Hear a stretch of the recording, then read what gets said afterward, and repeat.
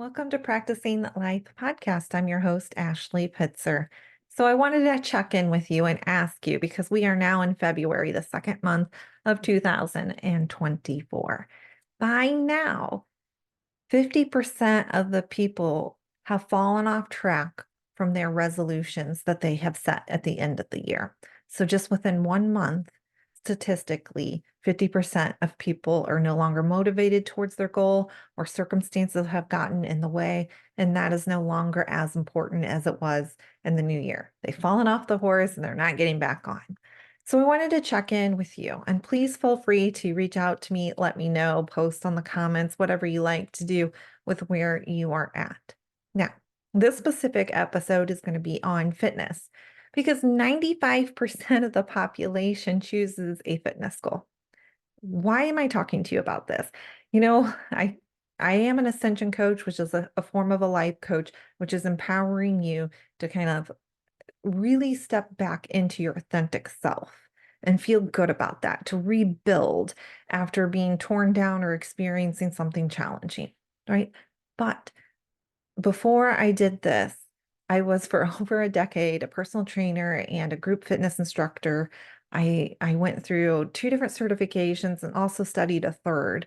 This is something that I really cared about and was super, super passionate about. And actually, to tell you the truth, when I look at the clients that come to me, I have more clients coming to me because they are struggling with weight loss. And that may be because they just know me and they know my passion with it. So I want to talk to you from my personal experience of what I have seen. Now, let's just go over the fact that there are experts all over the world, and you can tell that there are varying opinions and there are so many different advice, and it's not always easy to know what to follow or what to do. And I will tell you, your body is unique to you. And so what works for somebody else may not work for you. So whoever it is that you're listening to or following, you may find that it doesn't seem credible to you because it's not getting you the results that you want. So I would tell you that your body is unique and some people respond differently. For instance, a lot of people come to me in the past and they wanted like spot reduction weight loss. They might have had underneath their arms, or they might have had belly fat or love handles they specifically wanted to target. It's because that your body just has a certain way of where it stores things. And that's like a very unique thing. At the same time, you can definitely do things to strengthen that area, which may result in some type of toning and thus weight loss. But your body is is something that is responding to cellular things that is on a scientific level that goes beyond what most people can, wrap their brain around. Okay. So I would also tell you the second thing is, and this is something that as a personal trainer, and I would also throw in the nutritionist as well, because I've worked with a lot of nutritionists in the gyms and just in this field in general. We're not taught about your brain. We're not taught about your mindset in the way that you have been programmed from a child to think and feel and react a certain way, not only about food, but about your body. And so you have an identity. And I can know this now as a more up-leveled, level-headed person, I will say, is that your identity really plays a huge part. So people often think about, when they think about weight loss, they often think about like, oh, I gotta diet and I gotta exercise. They're not thinking about this third component, and I didn't think about it either, despite being in it for years. It wasn't until I became like an ascension coach and a hypnotist that I really learned the impact of all of that social and cultural conditioning that you've had since your early days, the days that you first started recording information before you were able to reject any information or able to argue or negotiate for yourself. That childhood time frame, you were already programmed about ways of thinking with your body. And a lot of people come to me now, despite being an ascension coach who helps empower you to rebuild you, especially after experiencing something that may have been difficult or where you feel like you've really been lost or broken, right? I really help you kind of reclaim that. I get a number of people that come to me for weight loss. They're struggling with weight loss. And what I often see is people really focusing on these two areas, diet, and diet to them is I have to eat less. And I also see them exercise. I need to exercise more. And so this is the stretch of where they are pulling themselves through. And nobody is really sitting there and thinking about, well, how do you feel about food? And when you're upset, how do you handle your emotions? And, what is it with your boundaries, with your body? How do you treat your body? How do you treat your failures? How do you treat it when you don't see the outcomes that you're getting? Because all of this plays a part in it. So, the New Year resolution of weight loss, though I understand it and I have compassion for it, let me just tell you, it gets a little it just, you kind of want to shake people awake sometimes with this stuff because this is often, I'm going to be completely frank and honest. This is what I see out there. And it doesn't mean that it's pertains to you, but what I often see is this is where people get to abuse themselves. And I believe wholeheartedly in self-love.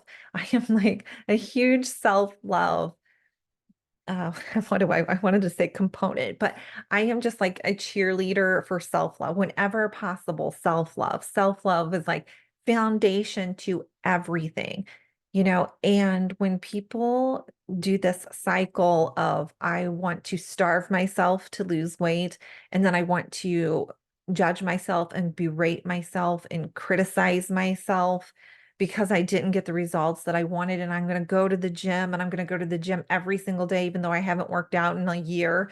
And I am just going to push myself so hard. It's abuse. And I don't stand for it and I don't tolerate it. And it's one of the first things that I will definitely be snapping you out of if we're working together because it does not work. It is a broken strategy and it does damage to you, your soul, who you are, how you show up in the world, how you treat yourself matters. The relationship with your body matters. It not only affects you, but it affects those around you. If you have children, your energy that is going on in your body, they most likely can feel, especially if they are young children. So, statistically, 50% of the people fall off within the first month. And then by March, 80% of the people have fallen off. And by the end of March, only 5% of the people actually kept their goal. And a lot of this has to do with motivation. You feel the motivation, you feel that motivation often because it is a social pressure, and even if it doesn't feel like a pressure, what I mean by that is people around you have this goal. Like you're getting marketing messages, you're getting discounts at gyms, you're getting personal training discount packages. Like everything is all feeding into this. And you're thinking new year, new start, new year, new me, right? And they actually program these messages into your head through social media and marketing and advertising, all of these things. So yes, I understand why you think new year, new you. You've been taught it, you've accepted it. I get it. And what I'm going to tell you is that it doesn't matter when you start. One of the things when I first started personal training and I really thought my first thought with personal training is that I was going to get people who wanted to become stronger. And the reality was a lot of people came to me because they wanted to lose weight. And I would see people fall off the horse, so to speak. They would get off of track and they would just beat themselves up and they would experience shame. And then they would not want to come and see me because they didn't want that accountability. They didn't want to face the feelings of what they felt, in the face of somebody else, especially somebody that's going to hold them accountable. And at first, when I was young and new to this, I didn't understand. I'm like, you fell down, get back up. When you were a child and you were learning how to ride a bike, it wasn't easy. You didn't know what you were doing. Your balance sucked. You fell down all the time and you skinned your knee. It wasn't pleasant, but you still got up and you rode because what you wanted, the long term of what you wanted, mattered. You wanted to go off with your friends. You wanted to have that freedom. When you're a kid, that freedom is huge. A lot is true with losing weight. You know that there's something that you want. The question is, why do you want it? A lot of people want to lose weight. Like I'll have people come to me because they want to lose weight to be in that wedding or to make their ex jealous or to get a tummy tuck or, because they're the bride, or they're just tired of feeling this way about themselves, right? There's always an initial why. But looking at the deep why also matters because that deep why is going to help you get to where you really want to go. Because when you start losing motivation, those surface whys, they become no longer as important because there's pain now. Okay. And this pain doesn't have to be physical pain. Like it can be the inconvenience. Inconvenience to your brain is a pain. It's a pain. It means it has to juggle more things. It's got to try harder. So let me express to you, and you already know this. You do, but I'm just going to kind of summarize it. When you first start going to the gym, you break down your muscles. Or if you haven't been exercising and you're doing cardio, your lungs are now going to be laboring to breathe differently. But your body is so amazing. It adjusts. It may take time for it to adjust, and you may not be treating it right to give it the recovery it needs to be able to adjust because it breaks down, it rebuilds stronger, much like in the world of metal, when you have metal that gets broken and you weld it back together, you're using heat, you're using force, and luckily metal necessarily doesn't have feelings and it doesn't know this, but it is going through transformation and it becomes stronger. This is much the same as your body. It's just that we don't provide it with the rest. We don't provide it with the nutrition that it needs. We don't also treat our mind and our body the way it needs in general. So, what I mean by that is if you look in the mirror and you're on the end of the week and you've worked really hard, you've ate right, you've done what you're supposed to do, you drink your 60 ounces of water, you've done your 10,000 steps, you hit the gym, you've sweated, and you're at the end of the week and you're looking at the scales and you're looking at your body in the mirror and you're just beating yourself up. That's the relationship you have. Because you wouldn't treat your child that way. Hopefully not. I really hope not. And you wouldn't treat your best friend that way. You wouldn't treat necessarily most of the people that you love that way, but you accept and you tolerate it with yourself and you treat it as normal. And so your mind is also focused on what you're not doing. It's not celebrating all of the things that you have done. It's not lifting you up and encouraging you and being that cheerleader and having your back and being your best friend. So a lot goes into weight loss. And so many people focus on food. And I didn't want to believe this for the longest time, but food is a large proportion of it. But so much goes into food. So many things are marketed to you as being healthy. For instance, like almond milk. I bought into this too. During the time that almond milk came out was during the time that I was following an inflammation diet because at that time I had an autoimmune disorder and I was treating the disorder with having an autoimmune diet I followed very, very strictly. And it helped me a lot. It helped me continue to compete and also, train for this as well as still teach my fitness classes. And I was working out quite a bit.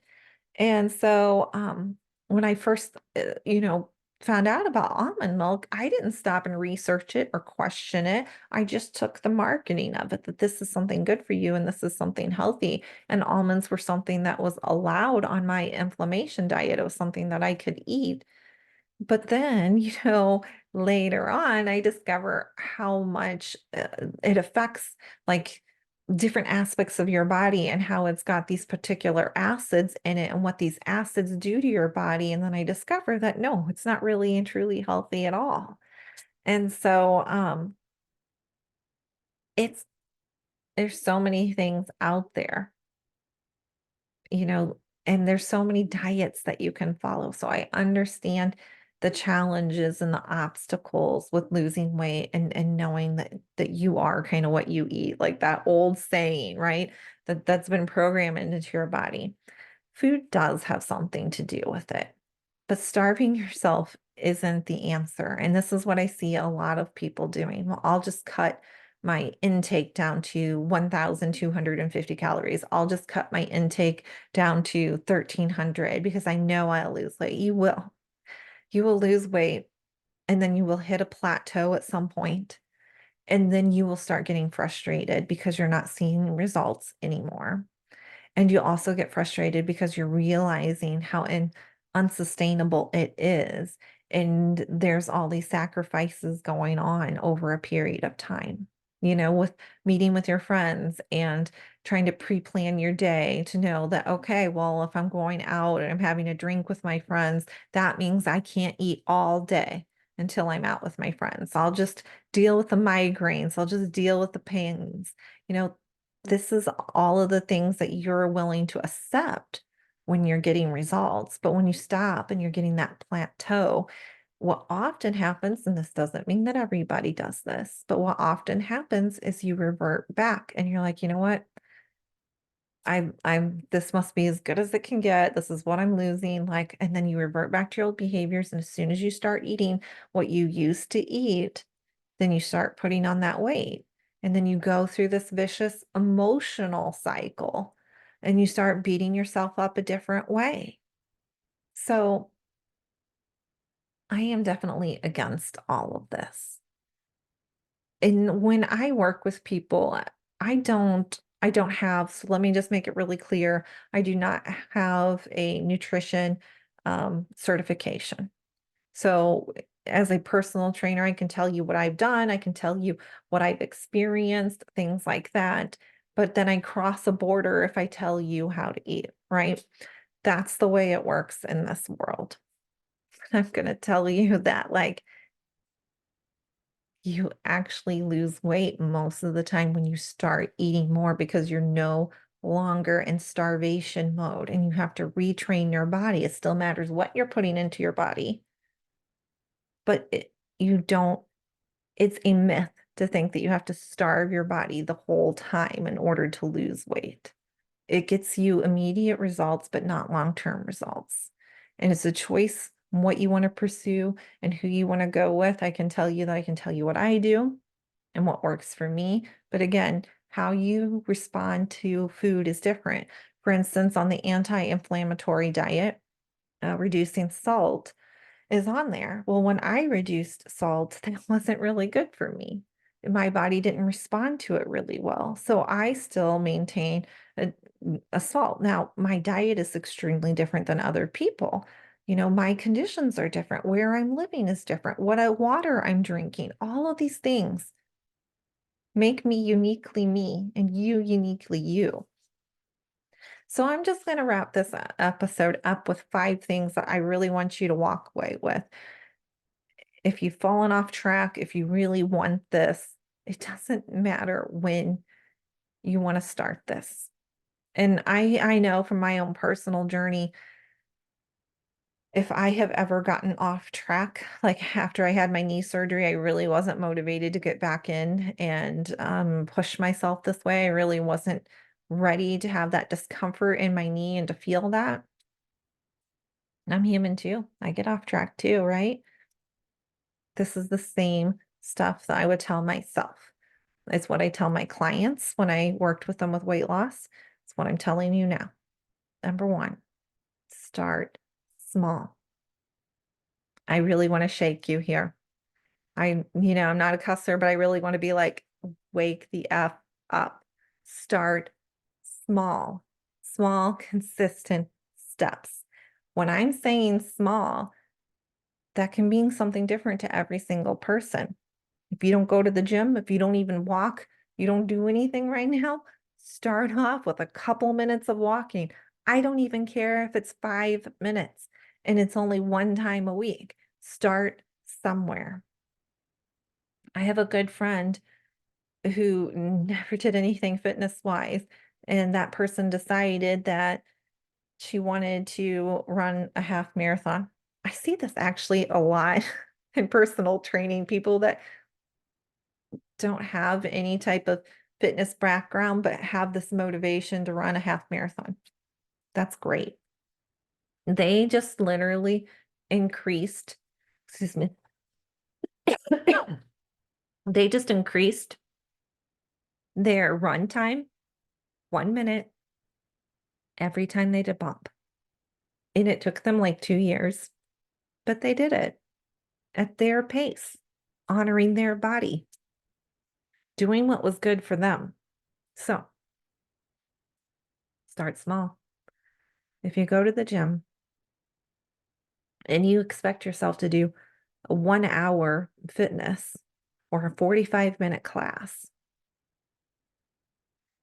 and you're so sore that you don't want to come back, you're just hurting yourself. You're not allowing yourself to get to your goal. So soreness is to be expected.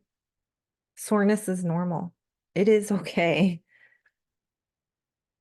But you can still do this in a way that honors your body. You can do 15 minutes if you feel up to 15 minutes. If your body is sore, you allow yourself to recover. You may not go to the gym every single day. For you, it may be once, maybe twice a week. Sustain that and then build. Adjust. Adjust your schedule. Get used to it. Get used to setting out your clothes, to waking up if you're going in the morning, to getting your feeding schedule if you're going at night, whether you're going before or after. Allow your body to adjust. Give yourself time. Your energy is going to pivot at first.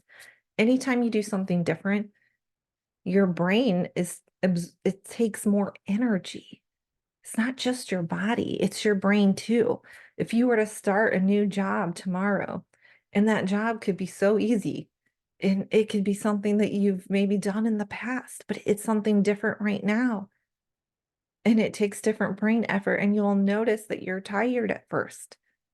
That's just normal. So create that habit and then build and reward yourself. Reward yourself for going. Reward yourself for setting your attention, whatever it may be. The second thing is to really set something specific and realistic. You've heard this before, but we're in an Amazon society where, we want the results by the end of the week. That's not realistic, nor is it healthy. So I would also tell you that it's a myth to go in there and just do cardio, especially if you are some of my older women. If you are my older woman, I would encourage you to go in there and start lifting weights. And let me tell you something, you can lift 5 pounds. A jug of milk is like 3 pounds. It's not too much more to do 5. And I can guarantee you the amount of groceries that you carry in because you don't want to do second trips is more than 5 pounds. But even if you want to start out with 5 pounds, fine. Do it until you feel your muscles burning, right? Take a break, come back to it and do it again. So I really want you to think about a very specific goal. If that is steps, for example, then you know how many steps you want to reach. If that is, I want to lose whatever amount of pounds, make it really realistic. I mean, ask yourself something really nice of yourself, like, What is the least amount that you can expect out of yourself so that you know you can achieve it and you achieve it, and then you set a new goal? This isn't to say that you can't set grand, lofty goals, but every grand, lofty goal starts with a small step. You know, if you're going to run a marathon, it starts with one step, and then you keep building until you can do the whole thing. All right. I would also tell you to celebrate your consistency, even if you don't get the results. So that is number 3. I can't stress celebrating enough because that trains your brain that this is what you want to do. And this is important to you. So even if you aren't seeing the results, in fact, I would encourage you not to step on the weight scale. As a personal trainer, I had to do this. This is part of the job where you do once a week, you stepped on the scale. But when I'm working in my own business, I ask people not to step on the scale. I ask them to check in with how they feel. Oftentimes, when you first start lifting weights, you will gain weight, and that can be really discouraging. But you're changing the shape of your body. You're making it stronger. Muscle weighs more than fat. You are doing all sorts of good things for your body. You're increasing your bone mass. You're increasing your strength, right? There are things that you're doing. And if you're only focused on weight loss, you can get discouraged. So I tell people to focus on how they feel, maybe not after week 1, but how they feel, and just to celebrate what they are doing right. That's huge. It's going to make a difference. It's going to keep you getting there. It's going to keep you going. Just like when you were in elementary school and you got stickers and gold stars and high fives, it keeps you going. So I would keep a reminder in front of you. That would be my 4th thing I would tell you. And this is one of the reasons I'm huge into vision boards. Right now, I mean, I have been working on some goals that are been working on for 3 or 5 years, but I still want them. So they're still right there in front of me. I'm keeping my attention on this is where I want to go. I can change my mind and let go of these goals at any point in time, but they still matter to me and they're still on my heart. They're still my heart's desire. So I keep them in front of me. This is, sometimes really beneficial, especially when you're starting to feel really low, because if you have that deep why, not your surface why, you're going to get there. Like a deep why for a lot of people is I want to be healthy so I can see my children, right? A lot of deep whys have to deal with the fact that after you've had a cancer scare or you've potentially start getting um, prediabetes or some type of like a cyst in your body and you realize something's got to change, right? These are a deeper why. You have something that scared you, and that's a deeper why because now you know that your body is precious and you can't just keep ignoring it, right? And you start paying attention to it. So having that reminder out in front of you can help you. And the last thing I would tell you is to let go of beating yourself up. Where is your energy when you beat yourself up? What and how does that serve you? You know what I see? When I see people beating themselves, I see that for them, allowing them to be a justification for quitting, for giving up. You get into feeling sorry for yourself and you beat yourself up. And then that means, okay, well, I was never supposed to do this. I was never good at this. I can just give up. This isn't going to happen, right? It is their like get out of jail card in Monopoly, right? If they beat themselves up and they feel horrible about it, that's just what they needed to say, oh, I don't need to do this anymore. It's not that important, and shift and change their back to their ways of being.